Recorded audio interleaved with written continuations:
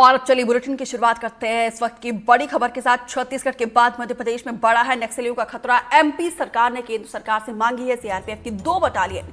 ATS के input के बाद मध्य प्रदेश सरकार ने मांगी है मदद। एमपी में दलम 2 के नाम से तैयार हो रहे हैं नक्सली कैडर। सीआरपीएफ बटालियन की बालाघाट, मंडला, डिंडौरी में तैनाती होगी, क्योंकि ये पहले से ही वो इलाके हैं जहां पे नक्सल का प्रभाव था, उनका खात्मा हो चुका था, लेकिन एक बार फिर से यहां पे नक्सली पनप रहे हैं। इस खतरे को भांपते हुए यहां पे मध्य प्रदेश सरकार ने पहले से ही केंद्र सरकार से मदद ली है। 2 बटालियन यहां पे सीआरपीएफ की तैनात होगी। एमपी में 3 जिलों में 220 नई सड़क निर्माण की मांग की गई है। तो ये तमाम इलाके ऐसे हैं, आदिवासी बाहुल्य इलाके हैं। पहले भी यहाँ पे नक्सलियों का बोलबाला था, लेकिन एक बार फिर से यहाँ पे नक्सलियों का खतरा मंडराने लगा है।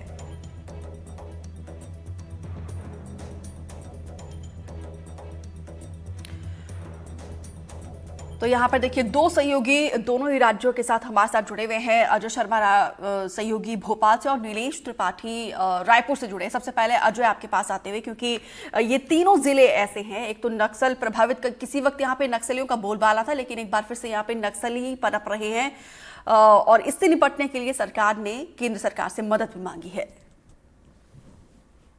देखिए, लगातार जिस तरीके से मामले निकलकर सामने आ रहे थे दीपिका, और जो इस तरीके से छत्तीसगढ़ में कार्रवाइयां हुई, उसके बाद से लगातार मध्य प्रदेश के सीमावर्ती जिलों में जो है मूवमेंट नक्सलियों का बढ़ता रहा। और डिंडोरी, मंडला और बालाघाट, ये वो इलाके हैं, बहियर, ये वो इलाके हैं जहां सबसे ज्यादा नक्सलियों का मूवमेंट देखा जा रहा था पिछले कुछ अरसे से। और इसके पहले बताऊं आपको तो मध्य प्रदेश के डीजीपी सुधीर कुमार सक्सेना ने भी बालाघाट और मंडला और डिंडोरी इलाकों का दौरा किया था। वो हॉक फोर्स की जो ट्रेनिंग सेंटर्स है वहां पहुंचे हुए थे और उन्होंने उस ट्रेनिंग में जायजा लिया था, जवानों के साथ वक्त बिताया था, उनसे पूछा था कि पिछले कुछ अरसों में जिस तरीके से कार्रवाइयां हुई हैं नक्सल ऑपरेशंस की, उसके बाद से वहां मैदानी स्थिति क्या है, खुद डीजीपी सुधीर कुमार सक्सेना पहुंचे हुए थे और उन्होंने वहां मैदानी स्थिति देखी। नक्सल ऑपरेशंस में लगे हुए जो जवान थे हॉक फोर्स के, एमपी हॉक फोर्स के और एमपी पुलिस के, उन जवानों से बातचीत की। अलग अलग बातचीत में जो तथ्य निकलकर सामने आए थे, उसके बाद उन्होंने एक रिपोर्ट तैयार की गई।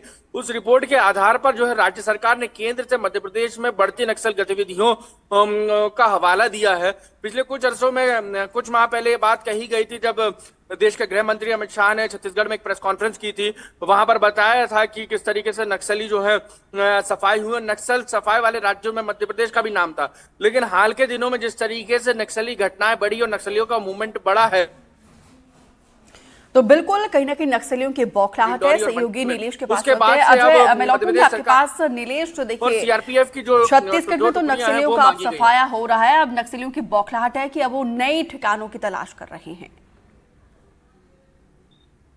देखिए, बिल्कुल छत्तीसगढ़ में जब दबाव खासकर बस्तर में बढ़ने लगा नक्सलियों के ऊपर, तब साल 2015 के बाद से ही एक योजना पर बोलना चाहिए, या एक साजिश के तहत नक्सली जो है वो काम कर रहे हैं, जो है एमएमसी कॉरिडोर विस्तार योजना नक्सलियों की जो है, उसके तहत मध्य प्रदेश, महाराष्ट्र और छत्तीसगढ़ का वो सीमावर्ती इलाका जो आपस में एक दूसरे को जोड़ता है। तो इसी इलाके में एमएमसी जो कॉरिडोर है, इसी इलाके में आता है मंडला और डिंडोरी, और जो एक और जिले के जिक्र हो रहे हैं वो सब जिले जो वहाँ के हैं मध्य प्रदेश के, और छत्तीसगढ़ का राजनांदगांव और कवर्धा जिला, खैरागढ़ जिला और मुंगेली जिला इसके अंतर्गत आता है। इन जिलों में इन जिलों का जो सीमावर्ती इलाका था, जंगली इलाका है, उन जिलों में नक्सली अपने विस्तार को लेकर लगातार काम कर रहे हैं। और छत्तीसगढ़ में चूंकि समय रहते इन इलाकों के बॉर्डर जो सीमावर्ती इलाके हैं, यहाँ पर पहले से ही केंद्रीय सुरक्षा बलों की जो फोर्स है, जो टीमें हैं वो, और इसके अलावा राज्य पुलिस की सीएएफ की जो अलग बटालियन है जो सिर्फ ऐसी घटनाओं के लिए काम करती है, ऐसे रोकने के लिए काम करती है, उनको उस इलाकों में तैनात कर दिया गया है। खासकर कवर्धा, कबीरधाम जो जिला है वहां पर, और राजनांदगांव के इलाकों में। ऐसे में नक्सलियों के पास अब छुपने के लिए जो सेफ जोन के तौर पर देखा जा रहा था, वो मध्य प्रदेश का वो इलाका था। जैसा कि ऐसा बताया जा रहा है कि जो सोर्सेस से जानकारी मिल रही है कि जो छत्तीसगढ़ और मध्य प्रदेश से लगा जो कान्हा नेशनल पार्क का जो इलाका है, उन इलाकों में तेजी से नक्सल गतिविधियां बढ़ी थी पिछले कुछ महीनों में।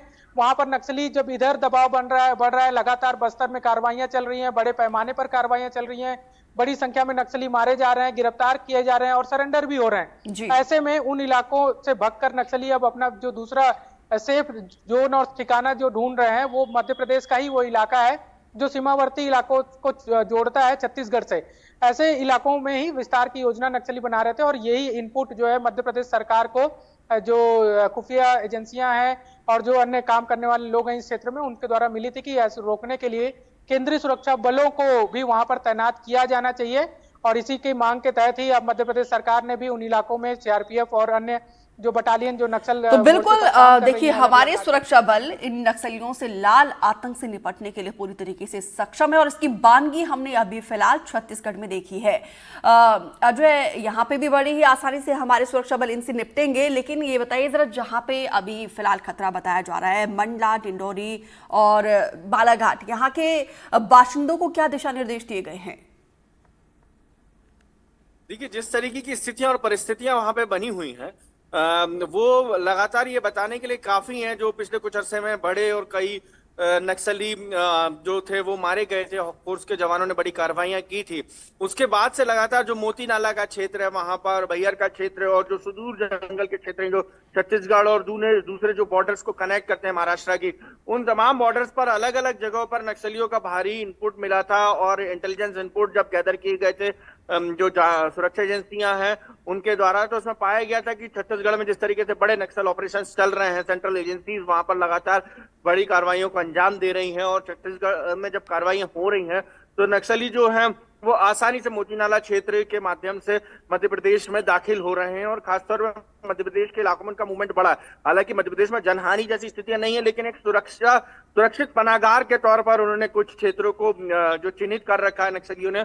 और जब वो वारदात को अंजाम देकर वहां से आते हैं तो मध्य प्रदेश के कुछ सीमावर्ती इलाकों में जो है, खासतौर पर बालाघाट और बैहर और मोतीनाला क्षेत्र जो है, वहां पर वो सुरक्षित पनागाह उनको मिलती है। और ऐसे में अब जब वहां पे रोड डेवलपमेंट को लेकर भी बात चल रही है कि रोड डेवलपमेंट, यदि इतनी सड़कें हमारी वो 200-250 सड़कें हैं वहां पर दीपिका, वो यदि बन जाएंगी समय रहते, तो वहां पर जो फोर्स का मूवमेंट है वो तेज हो सकेगा और नक्सलियों पर कार्रवाई जो है वो और तेजी से हो सकेगी। जिस तरीके से छत्तीसगढ़ परिणाम देखने को मिले वो मध्य प्रदेश में भी देखने को मिलेंगे। लेकिन अब यह चिंता की बात यह है कि मध्य प्रदेश सरकार खुद चिंतित है, सीआरपीएफ की बटालियन मांग रही है और वहां पर सड़कें बनाने को लेकर अलग से सुरक्षा बल मुहैया कराने की बात कही जा रही है। तो बिल्कुल नक्सलियों के ऊपर हमारे सुरक्षा बल किस तरीके से काल बनकर टूट रहे हैं, इनसे सबक भी लेना चाहिए नक्सलियों को। और यहाँ पे भी हमारे सुरक्षा बल पूरी तरीके से इनसे निपटने के लिए सक्षम है। फिलहाल आप दोनों का विस्तार से जानकारी देने के लिए बहुत बहुत शुक्रिया।